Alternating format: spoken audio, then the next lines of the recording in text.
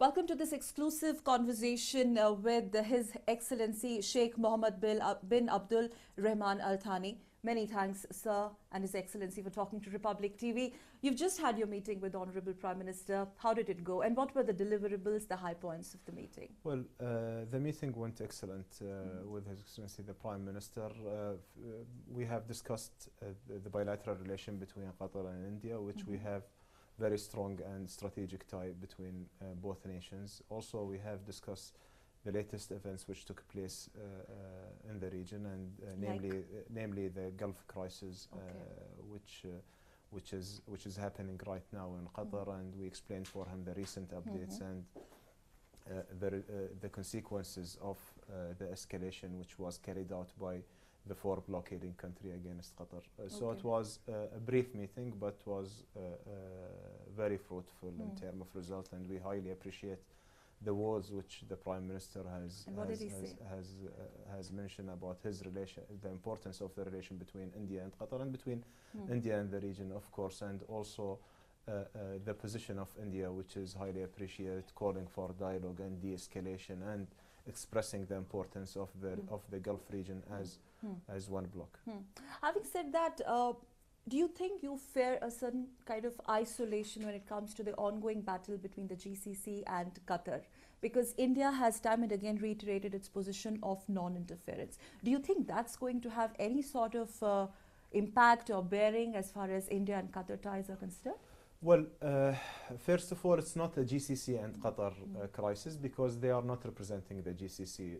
Those are 3 countries out of 6 countries in the GCC, Saudi and Bahrain and Emirates.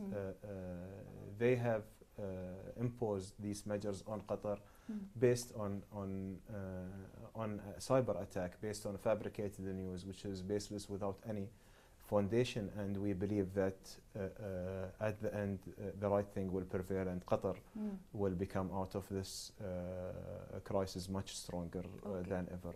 Regarding our bilateral relation, which is normally governed between the 2 countries and has nothing to do with the GCC, and we believe since the countries who are not taking any position against Qatar, we see no obstacles to develop this relationship further, and also we are looking forward to develop, because we highly appreciate the contribution for Qatar and for Qatar economy. In fact, India is a very important partner in the development of Qatar. They are our 3rd largest trade partner.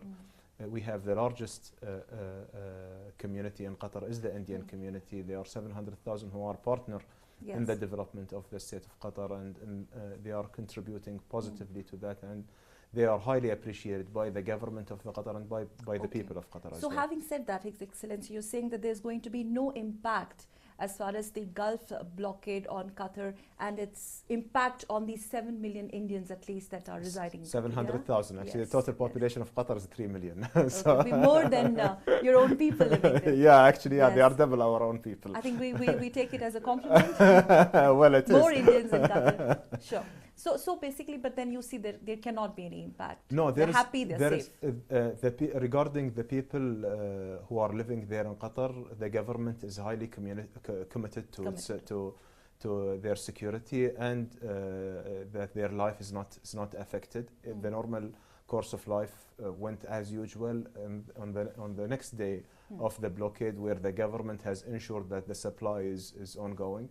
In fact, if Qatar wasn't blessed with resources and couldn't accommodate those differences in the prices, any population would live there would be affected by such a blockade. But as a government, we have contributed to, and we've been committed that the people are not affected, because first of all, they are our guests, and they are part of our society now.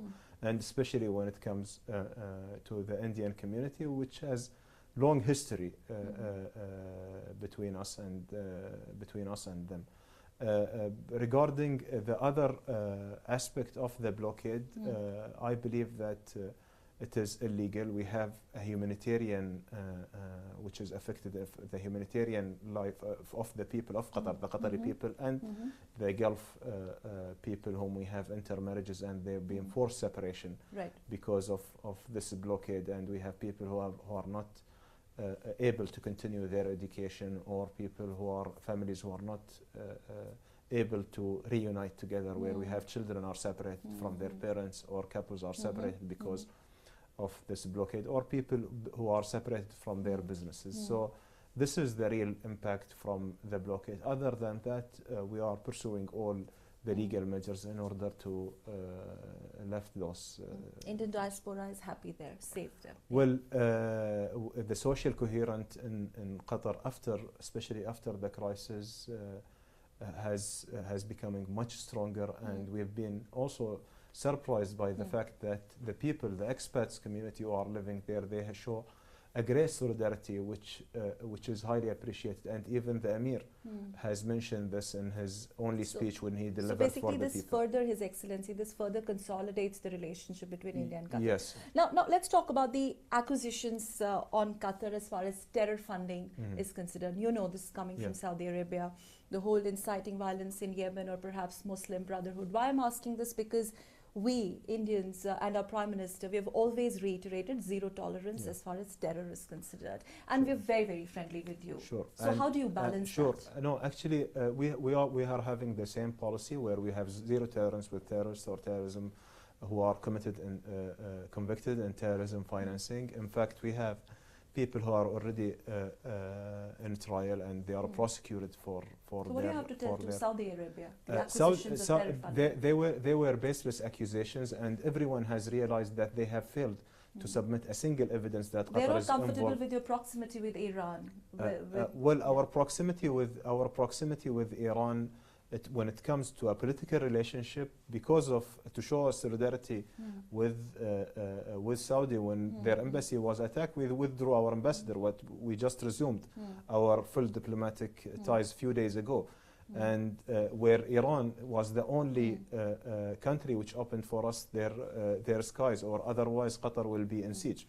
But going back to the issue of terrorism financing, Qatar has never been involved in terrorism financing. These accusations are false. Those accusations are false. Actually, they have never submitted a single evidence. Now, for 80 days, they have failed to submit a single evidence. Is this all rhetoric? Is it just to isolate? It is actually, it is a rhetoric, and it is for them, if they have any other purpose, where they are starting, because of their desperation now, they are starting to pay for TV commercials in order to publish against Qatar for 20 seconds, just to change the public perception that Qatar is financing terrorism. Why everyone know that Qatar has been the most progressive country among them. So yes, Qatar. So you are also saying that, like India, you iterate zero tolerance as far as global terror is considered. What about then relationship as far as some countries who are tainted with terror? I'm not going to take any names here, but there are countries who still carry a terror taint on them. Qatar has, as I told you, has zero tolerance with terrorists. When it comes to our relationship with different countries, all the countries we have a friendly relationship. Actually, they are part of the global coalition counter-terrorism. We know that they don't tolerate, and they are not involved in terrorism or terrorism financing. But if there is any proof that countries who have a relationship with terrorism, Qatar, of course, will revisit the position on that's a big such thing a that you've said, His Excellency. You are going to revisit your position as far as those countries who are terror tainted. Can you explain for me?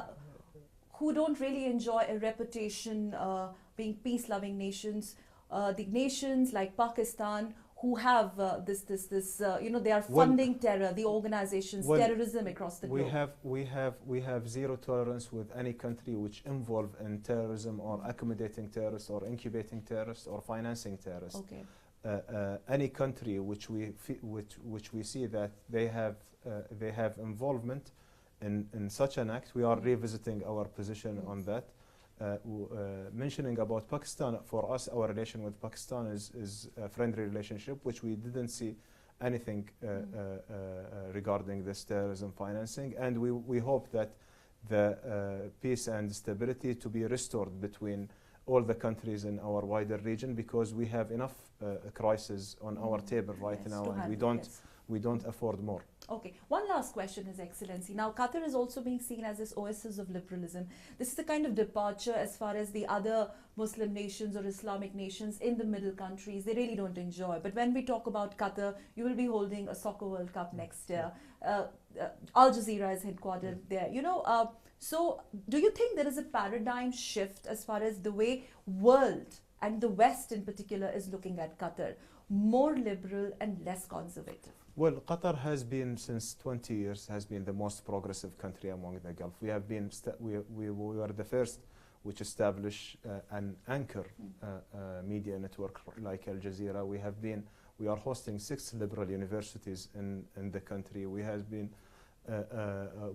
a different religion they can practice freely there. We had the first church being built in Qatar. So Qatar has been progressing its own way, and we have our set of beliefs that our nation deserve such a progress, and we are committed to the same policy, and we are going to continue the same way. In fact, what happened to us is actually encouraging us to do more and to do it more in a more rapid way.